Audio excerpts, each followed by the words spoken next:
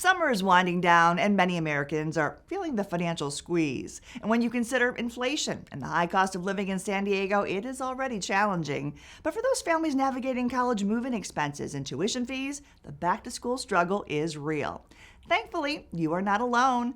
Financial expert and consumer advocate Courtney Alev from Intuit Credit Karma is here to share strategies for parents and students to save, budget, and set you up for success this back-to-school season. Welcome. Thank you. Now, Courtney, how can parents save money while purchasing all the items their kids need for this school year? We know this back-to-school shopping season can be really expensive for parents. In fact, a recent Intuit Credit Karma survey showed that 44% of parents are dreading back-to-school shopping this year because of the higher costs. And more than half of parents are expecting to spend more this year than they have in prior years.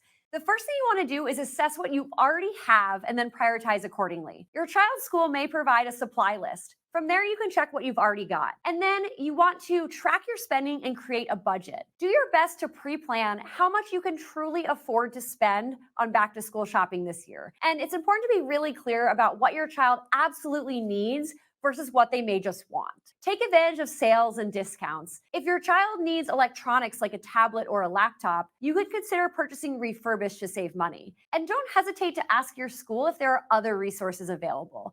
There are many community programs that provide free electronics to students if they qualify. And some parents are even forced to dip into debt to afford those school expenses. What do you recommend they do about it? For any parents who are worried about going into debt for back to school, they are not alone. Our same survey showed that over 1 in 3 parents was planning or expecting to go into debt this year. And many more were worried about needing to sacrifice other necessities like bills or groceries to be able to make those payments. And that doesn't even begin to cover the cost of after-school programs like sports or clubs, which can really add up. The first thing I'd advise is to make sure you're exhausting all of your other options before you resort to going into debt. That can mean tapping your network for hand-me-downs. It can mean buying exclusively secondhand. Some retailers like Best Buy or Target may even match competitors' prices at the register. Make sure to ask those retailers if they offer any student discounts. Some big tech brands like Apple offer student discounts of up to 15 or even 20%, which can really help you save money if you're shopping for college. And for those college students and parents who are struggling with the extra expenses of school supplies, books, and dorm room essentials, can you share any tips to navigate or even mitigate those costs? Shopping for college can be quite pricey, so you definitely want to shop smart. If you're looking to fill up a dorm room, first see what you already have at home. Maybe there's some extra bedding or kitchen appliances you can bring with you. And then you can shop secondhand through online marketplaces or thrift stores. Textbooks can also be a really big expense for college students. So reach out to your campus and see if they offer any resources like a used book program. I am all about the discounts. Me too. Now, what about your best and most impactful financial advice for college students who are living on their own for the very first time?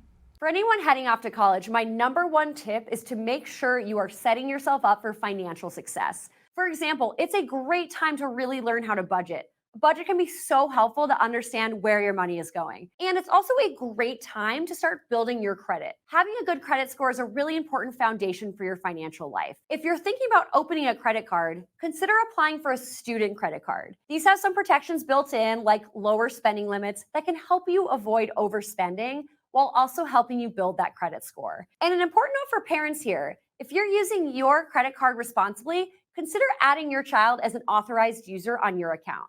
This can really help them build their credit, but you need to be mindful because in this situation, your spending and payment history may also affect your child's credit score. And where can we go for more information? You can go to creditkarma.com or download the Credit Karma app. We have plenty of tools and resources that can help. Courtney, we thank you so much for sharing these valuable strategies to navigate back to school season. Thank you so much for having me.